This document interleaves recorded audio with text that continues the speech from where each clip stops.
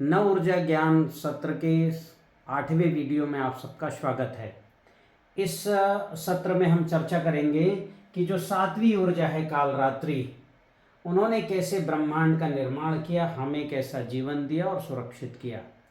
कालरात्रि ऊर्जा ने हमको ऐसे ही सुरक्षित किया है जैसी माँ अपने आंचल बच्चे को सुरक्षित करती है। जिस बच्चे को जन्म देने के लिए 9 महीने माँ पीड़ा सहती है और एक असीम पीड़ा से, वेदना से गुजरकर बच्चे को जन्म देती है, तो वह माँ उस बच्चे की निरंतर चिंता करती पूरे जीवन भर। बच्चा कितना ही बड़ा हो जाए, वो उसके जीवन भर उसकी चिंता करती है। वैसे ही और बच्चा चाहे अच्छा कार्य करे या बुरा कार्य, माँ उसकी पूरे समय चिंता करती है। वैसे ही कालरात्रि ऊर्जा ने हम सबको जन्म दी है, पूरे ब्रह्मांड को और सजीव सृष्टि हमको भी। और जैसे माँ के डीएनए से ही, माँ और पिता के डीएनए से ही हमारा निर्माण हुआ है, वैसे ही महाकाली, ये जो कालरात्रि ऊर्जा है, इसको हमारे पूर्वजों ने कहा महाकाली। तो महाकाली और महाकाल, माता और पिता के डीएनए से हम बने हैं। तो ये दोनों ऊर्जाएं हमारी निरंतर चिंता करती हैं, हमें पोषण भी देती हैं। तो आइए इस ऊर्जा के बारे में, ये ऊर्जा क्या है हम समझते हैं।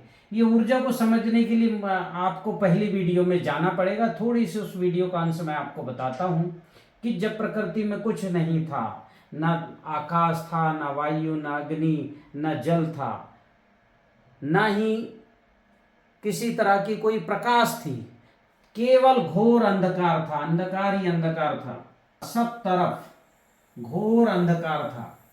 उस अंधकार में कालरात्रि, सब तरफ कालरात्रि ऊर्जा थी, कालीमा थी।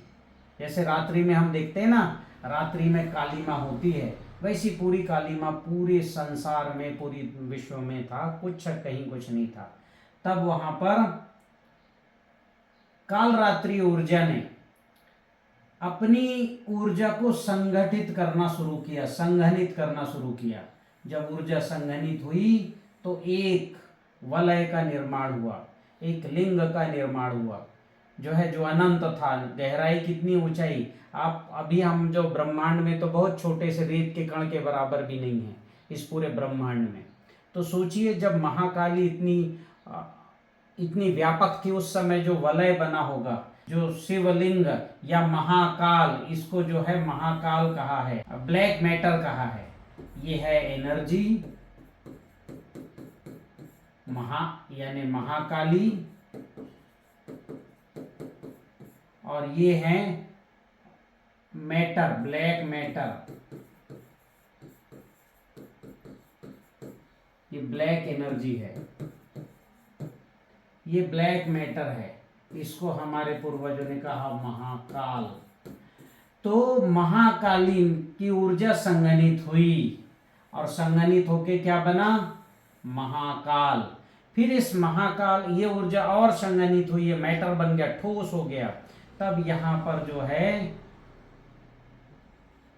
उसके हृदय स्थान में एक ऊर्जा जो है प्रस्फुटित हुई, जिसे आधुनिक विज्ञान कहता है बिग बैंग। हमारे पूर्वजों ने कहा इसको ज्योतिर्लिंग। एक ज्योति जो है प्रकट हुई, आधुनिक विज्ञान इसको कहता है बिग बैंग। और जब ज्योति प्रकट हुई तो इसकी जाती हुई रश्मियों से और महाकाली की आती हुई, इसकी जो है बाहर निकलती हुई रश्मियां और महाकाली की आती हुई रश्मियां, इनसे 9 ऊर्जा और 5 देव और 5 महाभूत, भूत यानी होता है जीव। तो 5 महाजीव, 5 देव, और देव में कौन कौन, ब्रह्मा, फिर विष्णु, फिर महेश, जिसे आधुनिक विज्ञान जो है प्रोटॉन कहता है, हमने शंकर कहा यानी कंकर, जिसमें भार है। तो ऐसा ब्रह्मा बांधने वाला, अणुओं को विष्णु, उसके अंदर व्याप्त करने वाला, और कंकर यानी शंकर यानी महेश, और इसको बांधने वाला, ये ऊर्जा प्रकट हुई। इस ऊर्जा, ये तीनों जिनको आधुनिक विज्ञान इलेक्ट्रॉन, न्यूट्रॉन और प्रोटॉन कहता, ब्रह्मा विष्णु महेश, ये तीन देव, गणेश यानी बुद्धि और इंद्र यानी चेतना, ऐसे जो है 5 देव, और 5 महाभूत में भूमि गगन वायु अग्नि और नीर, ये 5 महाभूत, 5 देव और 9 ऊर्जाएं प्रकट हुई, और इन्होंने ही पूरी सृष्टि को बनाई, इनसे सब हम बने हैं। और उनके स्रोत कौन है? महाकाली यानी ब्लैक एनर्जी, और महाकाल यानी ब्लैक मैटर, ये हमारी माता पिता, ये इन्हीं के डीएनए से हम बने हैं, मैं आगे चल के बताऊंगा। तो चूंकि महाकाली काल रात्रि ऊर्जा, महाकाली से हम जन्म लिए, और करोड़ों अरबों साल की ये प्रक्रिया रही हुई होगी। तो जैसे माँ 9 महीने अपने गर्भ में बच्चे को पालती है और फिर जन्म देती है, और फिर आंचल में उसको दूध पिलाती है, मतलब जब ये जब जन्म लिए, ये कण देव को जो है, जो देव हैं वो सफेद कण हैं। उसके लिए मैं आपको दिखाता हूँ, एक बना हुआ अपना। तो ये जो हैं, ये देखिए महाकाल है, ये ज्योतिर्लिंग है, इसकी जाती हुई ऊर्जा, और महाकाली की आती हुई ऊर्जा, और महाकाल की ज्योतिर्लिंग से निकलती हुई ऊर्जा। यहाँ पर 2 कण बने, एक सफेद कण, एक काला कण। ये देखिए, ये सफेद कण जो देव कण कहलाया, और जो काला कण है, ये काला कण, उससे दानव कण, 2 तरह के कण बने, यानी मैटर और एंटी मैटर। देव कण यानी मैटर, और दानव कण यानी एंटी मैटर। तो दानव कण को पाताल यानी नीचे का लोक दिया गया, और जो देव कण है वो उनको ऊपर का लेक, क्योंकि देव कण ऊर्ध्वगति, ऊपर जाने वाली ऊर्जा देव कणों में थी, और दानव कणों में अधोगति की ऊर्जा थी, नीचे जाने वाली ऊर्जा। तो इनको नीचे का लोक, इनको ऊपर का लोक दिया गया, ऐसा पौराणिक हमारे ग्रंथ कहते हैं। ये जो हैं कि अब जब देव कण बने, सफेद कण, उसमें 5 देव, और इन्हीं 5 देव और 9 ऊर्जा, इनके मिलने से और 5 महाभूत बने। अब 5 महाभूत कौन कौन हैं?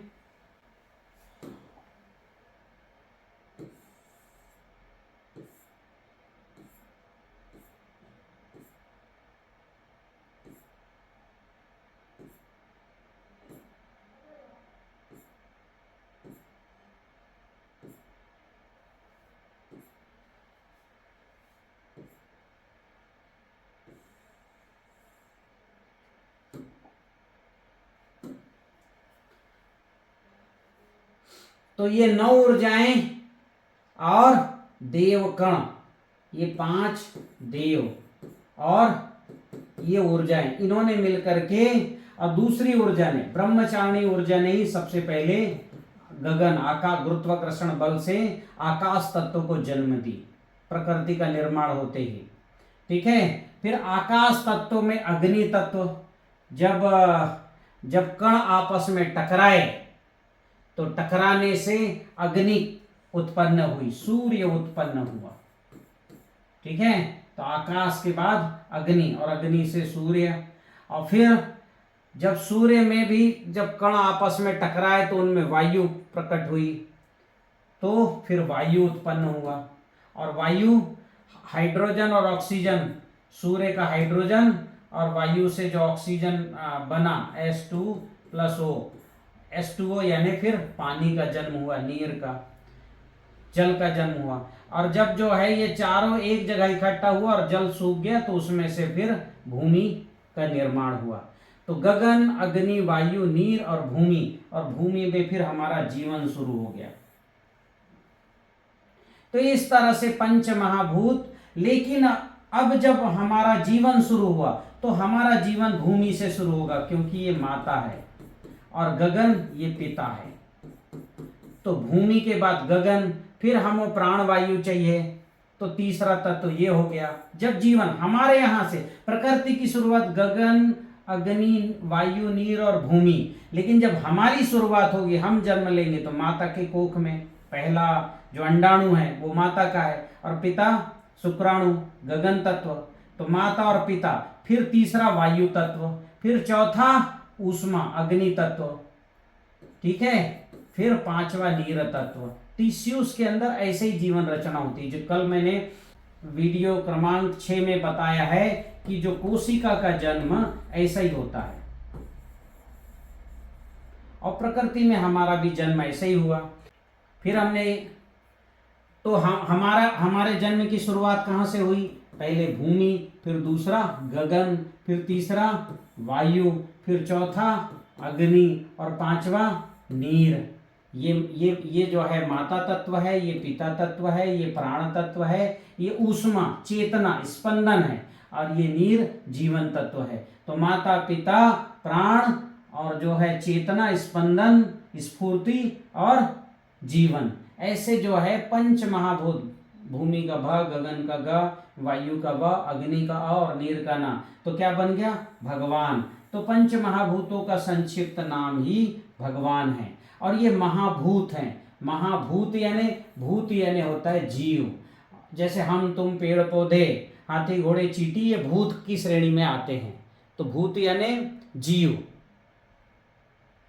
और चूंकि ये महाभूत है, महाजीव हैं, इसलिए प्रकृति का निर्माण महाभूत से हुआ है। और मैंने अपने जो है टीसीबीटी के प्रयोगों से कई जगह सिद्ध भी किया कि पानी कैसे हमसे बात करती है। आप पानी को दूसरे कमरे में भी रख दोगे तब भी आप बोलोगे, उसको भी पानी सुन लेती है। हमारा खेत 200 किलोमीटर दूर है, लेकिन खेत से जब हम बात करेंगे, खेत की मिट्टी से, भूमि से, तो हमारी बात को सुन लेती है। पिछले कई प्रशिक्षणों में मैंने ये सिद्ध किया भी है। तो ये महाभूत हैं। तो इसलिए हमारे पूर्वजों ने कहा, हमको किसने बनाया? तो भगवान ने बनाया। चांद तारों को किसने बनाया? तो भगवान ने बनाया। पेड़ पौधों को तो भगवान, क्योंकि हम तुम पेड़ पौधे चांद तारे सब किससे बने हैं? पंच महाभूतों से, यानी भगवान से, इसलिए उन्होंने ऐसा कहा। अब हम आते हैं अपने मूल विषय में।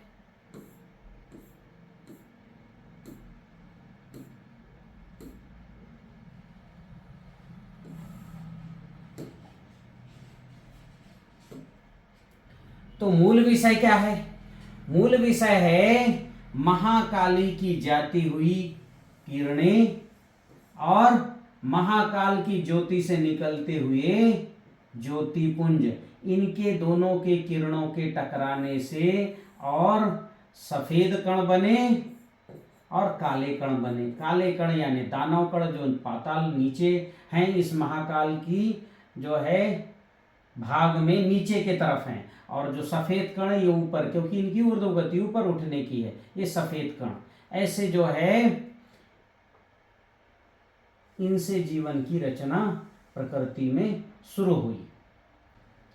तो आपको ध्यान में आया बात कि हम सब काल रात्रि ऊर्जा के स्पंदन से बने हैं, और काल रात्रि का जो व्यापक स्वरूप है, महाकाली हमारी माता और महाकाल हमारे मूल पिता हैं।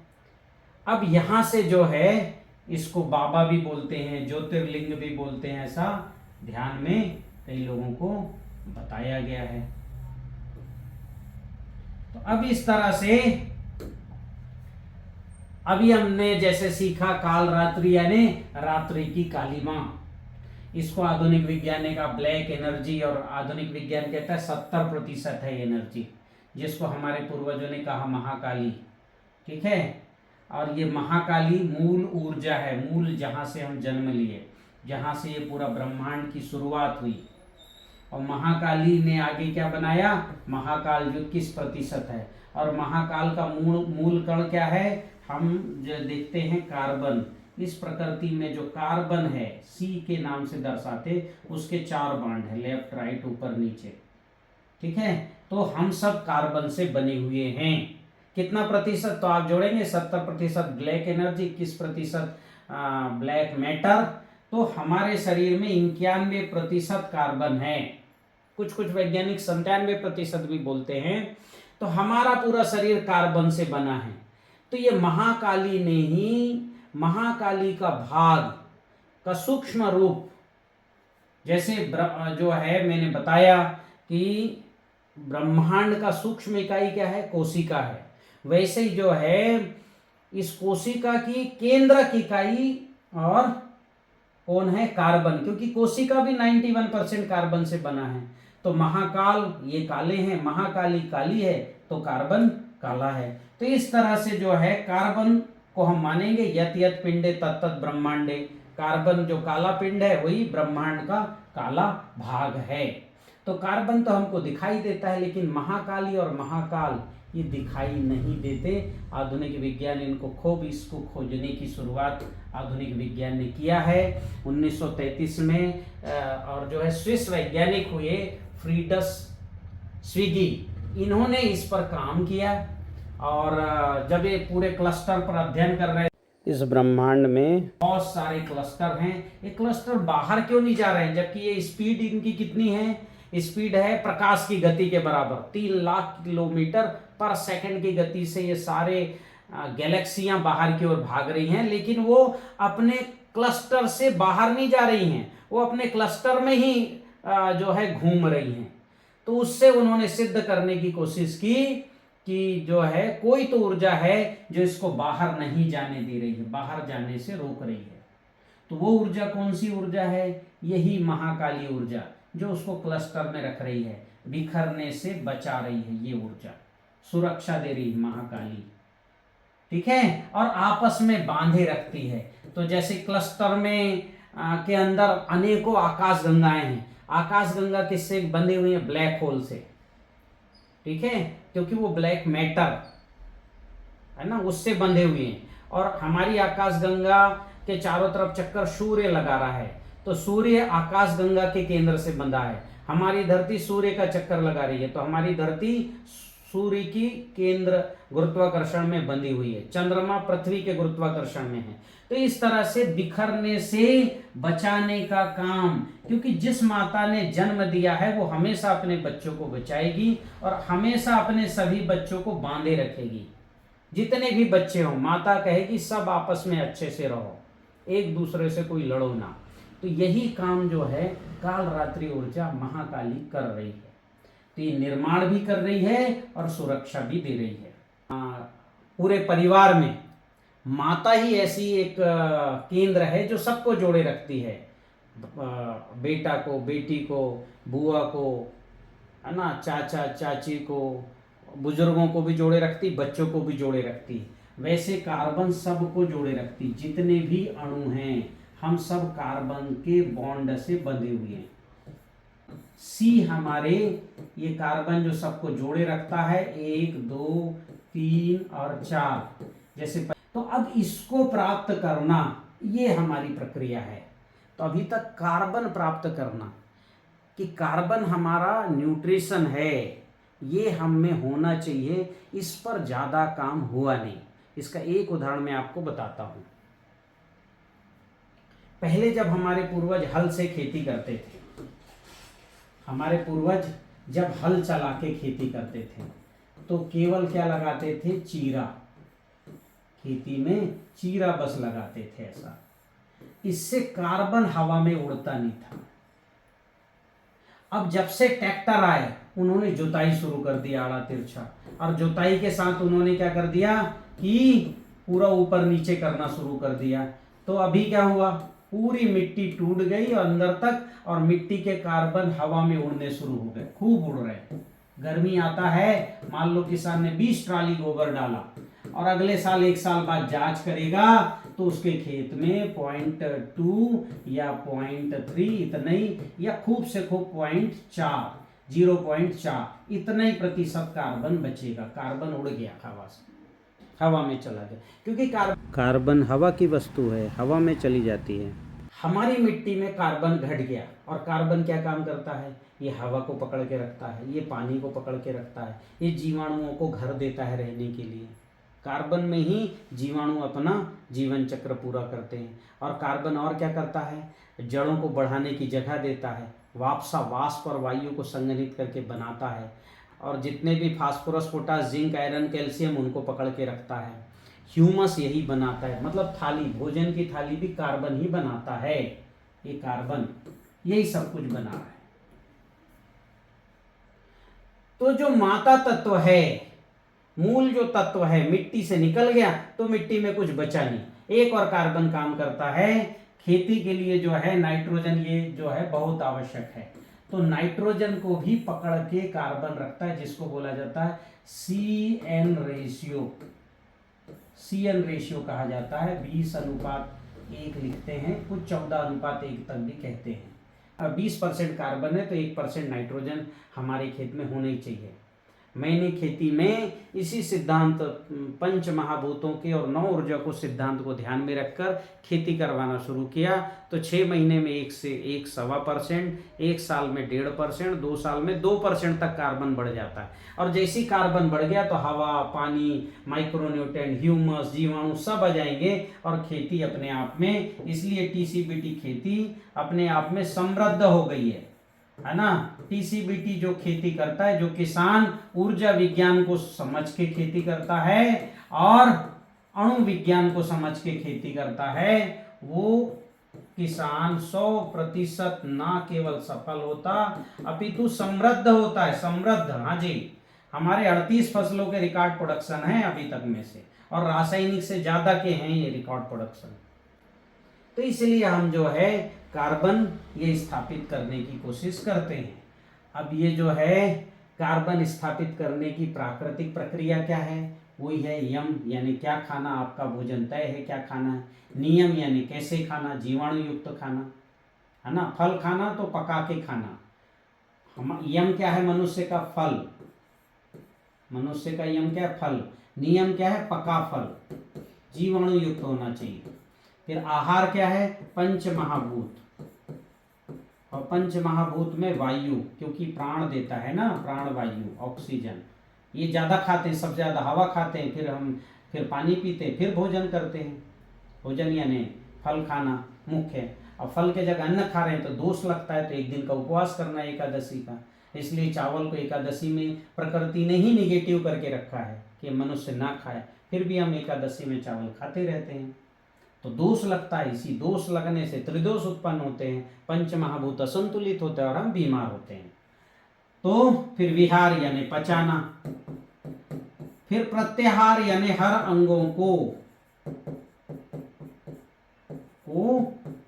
कोशिका देना। हर अंग को रोज कोशिका चाहिए। हमारे शरीर में रोज 14 लाख कोशिकाएं बनती हैं, 14 लाख। तो रोज आंखों में हम मोबाइल देखते हैं, आंखों की कोशिका मरती है, चलते हैं मांसपेशियों के, हृदय धड़कता रहता है, उसकी कोशिका भी मरती है। तो उन सब को जो है, हर अंगों को उनकी ऊर्जा और उनकी कोशिका रोज देना, यह है प्रत्याहार। हर अंगों का आहार पूरा होना चाहिए। तब जब ये होगा, अब कोशिका मिलेगा तो कोशिका तो बने ही ऑलरेडी कार्बन से है, तो सी हमारा सी क्या हो गया, पूरा हो गया। कार्बन से ही तो कोशिका बना है, तो हमारे कार्बन हमको मिल गया। तो प्राकृतिक तरीके से हमें काल रात्रि ऊर्जा ऐसे प्राप्त हो गई। इसलिए प्रकृति में हर जीव जो जन्म लेता है केवल अपना यम, यानी जैसे शेर मांस ही खाएगा ताजा खाएगा, गिद्ध भी मांस ही खाएगी पर सड़ा हुआ खाएगी, हिरन हरी घास खाएगी, छलांग लगाती है 20 फुट की, और दीमक सूखी हुई घास खाएगी, क्योंकि उसका नियम है सूखा खाना। तो यम नियम आहार विहार प्रत्याहार का पालन करेगा तो अपने आप ये ऊर्जा उसको मिलेगी। ये प्राकृतिक प्रक्रिया है। फिर जब पूरी हर कोशिका रहेगी तब आता है ध्यान। और आप देखिए, कोई भी जीव अपना पूरा भोजन करने के बाद वो एक प्रकार का सोता है, लेकिन वैसे भी नहीं सोता, अगर थोड़ी सी भी हलचल हुई तो उठ जाता है। और ये ध्यान तो क्या है, इसको आगे चल के हमारे आधुनिक विज्ञान ने डार्मेंसी कहा है। डार्मेंसी यानी